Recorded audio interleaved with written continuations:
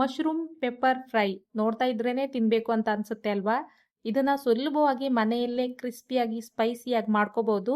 ಹೊರಗಡೆ ತಿನ್ನೋದಕ್ಕಿಂತ ಮನೆಯಲ್ಲಿ ಮಾಡಿದ್ರೇನೆ ಟೇಸ್ಟ್ ಜಾಸ್ತಿ. ಹಾಗೆ ಇದನ್ನ ಮಾಡೋದು ತುಂಬಾನೇ ಸುಲಭ. ಇವತ್ತು ಈ ರೆಸಿಪಿನ ಮಾಡಿ ತೋರಿಸ್ತಾ ಇದ್ದೀನಿ. ನಮಸ್ತೆ ಎಲ್ಲರಿಗೂ, welcome back to my channel. Mushroom pepper fry ಮಾಡೋದು ಹೇಗೆ ಅಂತ ನೋಡೋಣ. ನಾನಿಲ್ಲಿ ಒಂದು ಪ್ಯಾಕೆಟ್ ಆಗುವಷ್ಟು ಮಶ್ರೂಮ್ನ ಕ್ಲೀನ್ ಮಾಡಿ ತೊಳೆದು ರೆಡಿ ಮಾಡಿ ಇಟ್ಕೊಂಡಿದ್ದೀನಿ.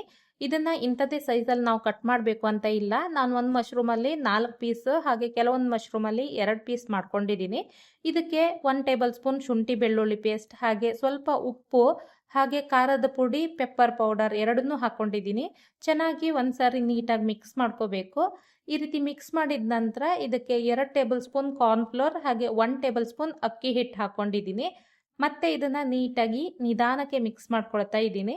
ನೋಡಿ, ಈ ರೀತಿ ಚೆನ್ನಾಗಿ ಹಿಟ್ಟೆಲ್ಲ ಇದಕ್ಕೆ ಕೋಟ್ ಆಗಬೇಕು. ಮಶ್ರೂಮ್ ಕೂಡ ಸ್ವಲ್ಪ ಮಟ್ಟಿಗೆ ನೀರು ಬಿಟ್ಕೊಳ್ಳುತ್ತೆ.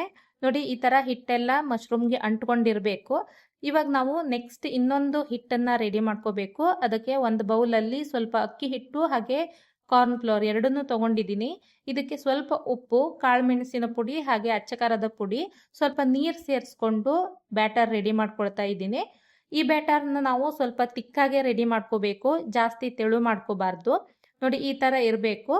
ಇವಾಗ ನಾವು ಮೊದಲೇ ರೆಡಿ ಮಾಡಿಟ್ಟಿರುವಂತಹ ಮಶ್ರೂಮ್ ಏನಿದೆ ಅದನ್ನು ಡೈರೆಕ್ಟಾಗಿ ಈ ಬ್ಯಾಟರಲ್ಲಿ ಅದ್ದಿ ನಾವು ಎಣ್ಣೆಗೆ ಬಿಡಬೇಕು. ಎಣ್ಣೆ ಕರೆಕ್ಟಾಗಿ ಬಿಸಿಯಾಗಿರಬೇಕು. ಹೈ ಫ್ಲೇಮಲ್ಲಿ ಇಟ್ಕೊಂಡೆ ಎಣ್ಣೆನ ಬಿಸಿ ಮಾಡ್ಕೊಳ್ಳಿ. ಹಾಗೆ ಈ ಮಶ್ರೂಮ್ ಕ್ರಿಸ್ಪಿ ಆಗೋ ತನಕ ಇದನ್ನು ಫ್ರೈ ಮಾಡಬೇಕು. ಗ್ಯಾಸನ್ನು ಮೀಡಿಯಮ್ ಟು ಹೈ ಫ್ಲೇಮಲ್ಲಿ ಇಟ್ಕೊಂಡು ಕ್ರಿಸ್ಪಿ ಆಗೋ ತನಕ ಚೆನ್ನಾಗಿ ಫ್ರೈ ಮಾಡಬೇಕು. ಒಂದೇ ಒಂದು ಸಜೆಷನ್ ಏನು ಅಂದರೆ, ನೀವು ಇದನ್ನು ಫ್ರೈ ಮಾಡುವಾಗ ಲಿಡ್ಡನ್ನು ಅರ್ಧದಷ್ಟು ಕ್ಲೋಸ್ ಮಾಡಿಕೊಂಡು ಫ್ರೈ ಮಾಡಿ. ನಾನಿಲ್ಲಿ ಲಿಡ್ ಕ್ಲೋಸ್ ಮಾಡಿಲ್ಲ, ಯಾಕಂದರೆ ವಿಡಿಯೋ ಮಾಡ್ತಾ ಇದ್ದೀನಲ್ವಾ, ಹಾಗಾಗಿ ಲಿಡ್ ಕ್ಲೋಸ್ ಮಾಡೋದ್ರಿಂದ ಈ ಮಶ್ರೂಮಲ್ಲಿರುವಂತಹ ಸ್ವಲ್ಪ ನೀರಿನ ಅಂಶ ಏನಿದೆ ಅದು ಎಣ್ಣೆಯಲ್ಲಿ ಸಿಡಿತಾ ಇರುತ್ತೆ. ಹಾಗಾಗಿ ಅಡುಗೆ ಮನೆಯೆಲ್ಲ ಸ್ವಲ್ಪ ಆಯ್ಲಿ ಆಯ್ಲಿ ಆಗುತ್ತೆ. ಹಾಗಾಗಿ ನಾವು ಲಿಡ್ ಕ್ಲೋಸ್ ಮಾಡಿಕೊಂಡ್ರೆ ಆ ರೀತಿ ಪ್ರಾಬ್ಲಮ್ ಆಗೋದಿಲ್ಲ.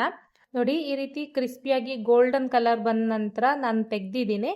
ನಾವು ಮಶ್ರೂಮನ್ನ ಇದಕ್ಕೆ ಹಾಕಿದವಾಗ ಎಲ್ಲನೂ ಕೂಡ ಒಂದೇ ಸಾರಿ ಅಂಟ್ಕೊಂಡಿರುತ್ತೆ, ಆದರೆ ಅದು ಕ್ರಿಸ್ಪಿ ಆಗ್ತಾ ಬಿಡಿಸ್ಕೊಳ್ಳುತ್ತೆ. ಇಲ್ಲ ಅಂತ ಹೇಳಿದ್ರೆ ನಾವು ಇದನ್ನು ತೆಗೆದ್ಬಿಟ್ಟು ಕೈಯಲ್ಲೇ ಸಹ ಬಿಡಿಸ್ಬೋದು. ನೋಡಿ, ಈ ಥರ 2 ಬ್ಯಾಚನ್ನು ನಾನು ಕರೆದಿಟ್ಕೊಂಡಿದ್ದೀನಿ. ನೆಕ್ಸ್ಟ್ ಒಂದು ಪ್ಯಾನ್ಗೆ ಅದೇ ಅಡುಗೆ ಎಣ್ಣೆನ ಹಾಕ್ಕೊಂಡಿದ್ದೀನಿ. ಜಸ್ಟ್ 2-3 ಟೇಬಲ್ ಸ್ಪೂನ್ ಎಣ್ಣೆ ಸಾಕು. ಇವಾಗ ಚಿಕ್ಕದಾಗಿ ಕಟ್ ಮಾಡಿರುವಂತಹ ಹಸಿಮೆಣಸಿನಕಾಯಿ, ಶುಂಠಿ, ಬೆಳ್ಳುಳ್ಳಿನ ಹಾಕ್ಕೊಂಡಿದ್ದೀನಿ.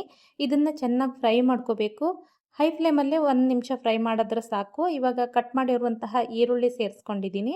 ಇದನ್ನು ಸಹ ಕಲರ್ ಚೇಂಜ್ ಆಗೋ ತನಕ ಚೆನ್ನಾಗಿ ಫ್ರೈ ಮಾಡ್ಕೋಬೇಕು. ಈ ರೀತಿ ಕಲರ್ ಚೇಂಜ್ ಆದ ನಂತರ ಇದಕ್ಕೆ ನಾನು ಕರಿಬೇವಿನ ಎಲೆಗಳನ್ನು ಹಾಕ್ಕೊಳ್ತಾ ಇದ್ದೀನಿ. ಮೊದಲೇ ಹಾಕೋಬೇಕಾಗಿತ್ತು, ಮರ್ತೋಗಿದ್ದೀನಿ, ಇವಾಗ ಹಾಕಿದ್ದೀನಿ. ಇದನ್ನು ಜಸ್ಟ್ 1 ನಿಮಿಷ ಫ್ರೈ ಮಾಡಿದ್ರೆ ಸಾಕು. ಇವಾಗ ಇದಕ್ಕೆ 1.5 ಟೇಬಲ್ ಸ್ಪೂನ್ ಆಗುವಷ್ಟು ಸೋಯಾ ಸಾಸ್ ಹಾಕ್ಕೊಳ್ತಾ ಇದ್ದೀನಿ. ನಂತರ 2 ಟೇಬಲ್ ಸ್ಪೂನ್ ಆಗುವಷ್ಟು ಟೊಮೆಟೊ ಕೆಚಪ್ ಸೇರಿಸ್ಕೊಳ್ತಾ ಇದ್ದೀನಿ.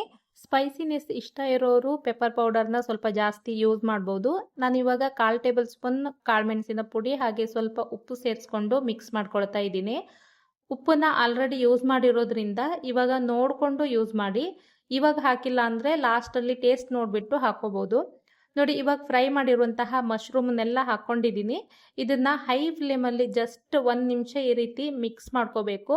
ಇದನ್ನು ಟಾಸ್ ಮಾಡ್ಕೊಳ್ತಾ ಮಿಕ್ಸ್ ಮಾಡ್ಕೊಳ್ಳೋದ್ರಿಂದ ಇದಕ್ಕೆ ಹಾಕಿರುವಂತಹ ಸ್ಪೈಸಸ್ ಏನಿದೆ ಅದೆಲ್ಲನೂ ಕೂಡ ಕ್ಲೀನಾಗಿ ಮಿಕ್ಸ್ ಆಗುತ್ತೆ.